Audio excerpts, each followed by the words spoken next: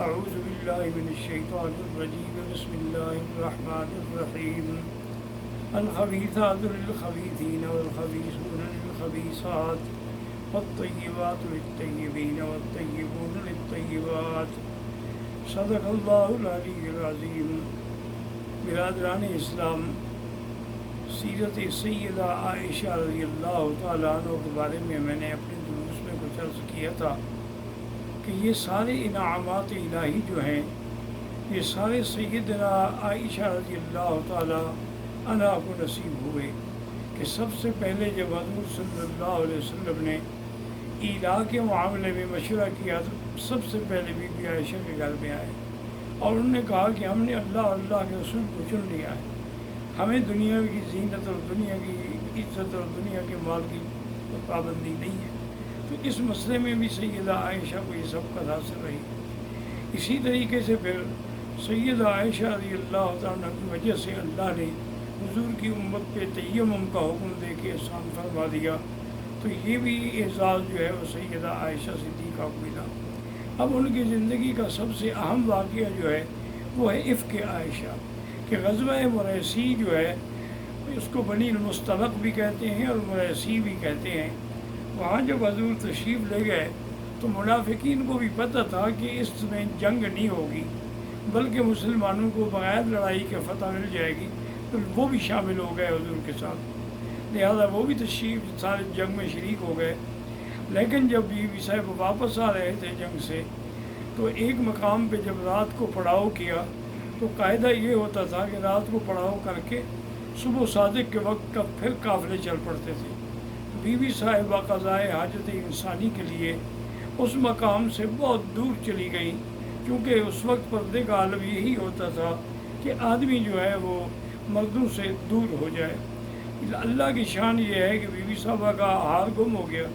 ہار کو تلاش کرتے کرتے جب آپ پہنچی اپنے قافلے پر دیکھا تو قافلہ تو چلا گیا ہے، کیونکہ بی بی صاحبہ جو تھی انتہائی خفیف تھی، تو صحابہ نے یہ سمجھا کہ آپ ہودج میں بیٹھ گئی ہیں، انہوں نے ہودج اونٹ پہ رکھا اور قافلہ چل پڑا۔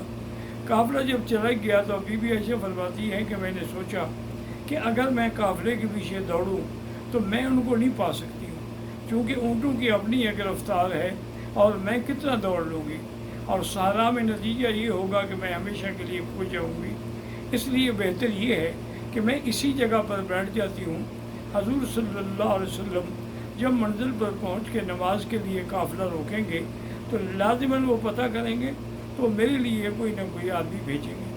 اور یہ اس زمانے میں قاعدہ تھا کہ صفوان السلمی ایک صحابی تھے، ان کی ذمہ داری یہ ہوتی تھی کہ وہ قافلے کے بعد وہاں پہنچتے تھے تاکہ اگر قافلہ کوئی چیز بھول گیا ہو تو وہ اس کو اٹھا لے۔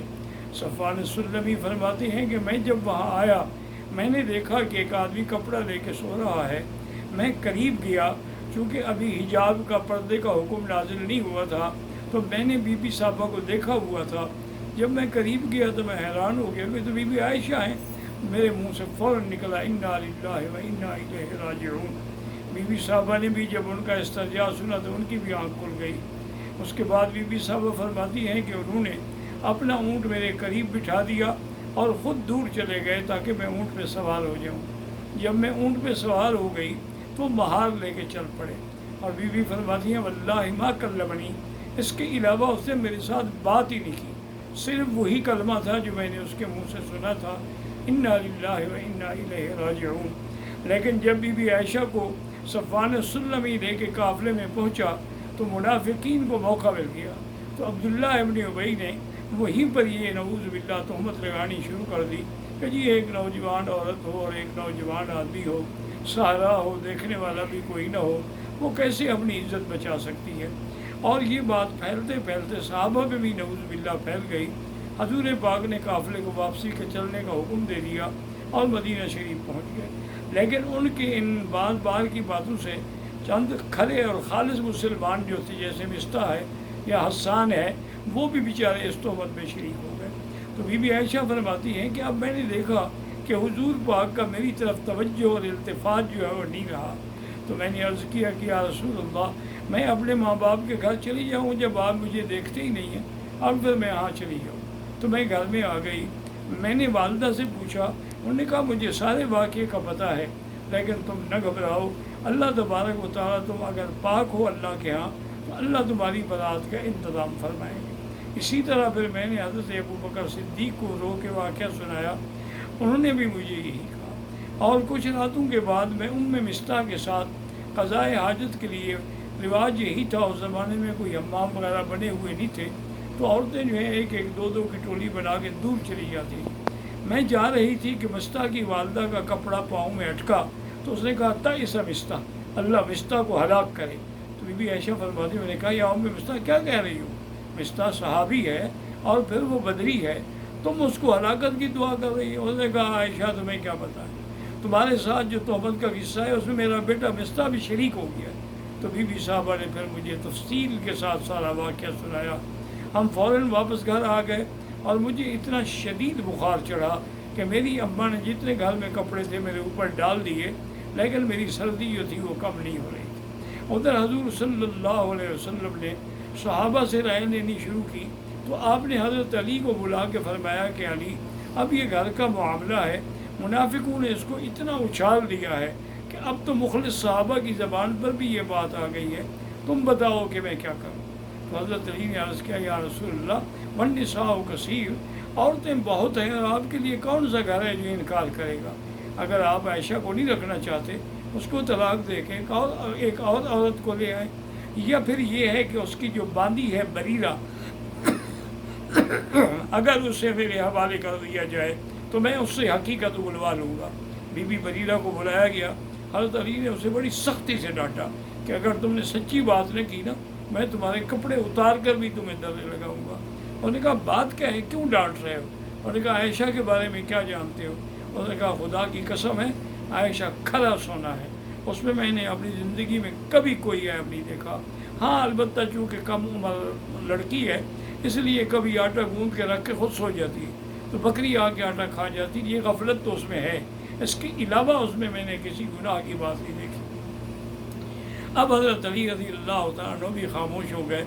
اس کے بعد پھر حضور نے حضرت امیر المومنین حضرت عمر کو بلایا رضی اللہ تعالیٰ عنہ اور کہا کہ عمر تم نے بھی سن لیا ہے قصہ، اب مجھے رائے دو کہ میں کیا کروں۔ حضرت عمر نے کہا کہ یا رسول اللہ مالی ابن الخطاب، خطاب کے بیٹے کی کیا طاقت ہے کہ وہ اللہ کے نبی کے گھر کے بارے میں مشورہ دے؟ آپ نے فرمایا آخر اس کا کوئی حل تو ہوگا۔ انہوں نے کہا حضور اگر آپ مجھ سے پوچھتے ہیں پھر آپ ناراض تو نہیں ہوں گے اگر میں کوئی سخت بات کہہ بیٹھوں؟ آپ نے فرمایا بالکل نہیں ہوں گا۔ انہوں نے کہا پہلے تو آپ مجھے یہ بتائیں کہ بی بی عائشہ سے جو نکاح ہے آپ نے کیا ہے یا اللہ نے کرایا ہے؟ تو حضور نے فرمایا ان اللہ زوج، اللہ پاک کے حکم سے میں نے یہ نکاح کیا ہے، بلکہ جبریل علیہ السلام ریشمی کپڑے میں بی بی عائشہ کی تصویر لے کے میرے سامنے آئے تھے نکاح سے پہلے کہ ہذہ زوجتک فی الدنیا والآخرہ، انہوں نے مجھے اس کی تصویر دکھائی۔ تو اس نے کہا کہ یا رسول اللہ ہمیں اپنے لڑکوں کے لیے اچھی عورتیں مل جاتی ہیں، جب اللہ نے اپنے نبی کے لیے عورت چنی تو خدا کو کوئی پاک عورت نہیں مل سکی؟ کیسے اللہ تبارک و تعالیٰ کا انتخاب غلط ہو سکتا ہے؟ دوسرا سوال حضرت عمر نے کیا کہ یا رسول اللہ آپ مجھے یہ بتائیں یہ گندی مکھی جو ہے یہ آپ کے بدن پہ بیٹھتی ہے؟ حضور نے فرمایا بالکل نہیں بیٹھتی۔ فرمایا جس اللہ نے نبی کے بدن کو گندی مکھی سے محفوظ رکھا ہے تو گندی عورت کو اس کے بستر پہ کیسے لائیں گے؟ حبیبی عائشہ پاک ہے، آپ بلا وجہ کسی مسئلے کا شکار نہ ہوں۔ کہتی ہیں اس کے بعد حضرت عمر رضی اللہ عنہ کی رائے کے بعد حضور کا چہرہ مبارک کھل گیا اور سیدھے حضرت ابو بکر کے گھر میں تشریف لائے اور فرمایا کہ کیا حال ہے اس کا؟ انہوں نے کہا جو بیچاری بیمار ہے اور پڑی ہوئی ہے۔ حضور نے فرمایا اچھا عائشہ دیکھو اب میں تم سے پوچھتا ہوں، اگر تم پاک ہو تو اس کے بارے میں بھی تم ہمیں کہہ دو، اور اگر ان الممت بخطأ، اگر تم سے کوئی گناہ ہوا ہے تو اللہ کے آگے توبہ کرو، اللہ تبارک و تعالیٰ توبہ قبول کرنے والے ہیں۔ بی بی عائشہ نے کہا کہ یا رسول اللہ مجھے پتہ ہے اگر میں کہوں کہ میں بے گناہ ہوں لیکن آپ لوگوں نے اپنے دماغ میں ایک بات بٹھا دی ہے اس لیے آپ میری بات کو نہیں مانیں گے، اور نعوذ باللہ میں بلا وجہ کہوں کہ ہاں میں گناہ گار ہوں۔ اب میں صرف وہی کہتی ہوں کہ یوسف علیہ السلام کے ابا نے کہا تھا کہ فصبر جمیل واللہ المستعان وعلی ما تصفون۔ بی بی عائشہ فرماتی ہیں کہ اس پریشانی سے مجھے حضرت یوسف کے ابے کا نام بھول گیا، جس نے میں نے کہا کہ ابو یوسف، میں یہ نہ کہہ سکی کہ یعقوب علیہ السلام۔ میں نے کہا حضور میں بھی صبر کرتی ہوں، اللہ تبارک و تعالیٰ انصاف فرمائیں گے۔ میں اللہ کے ہاں پاک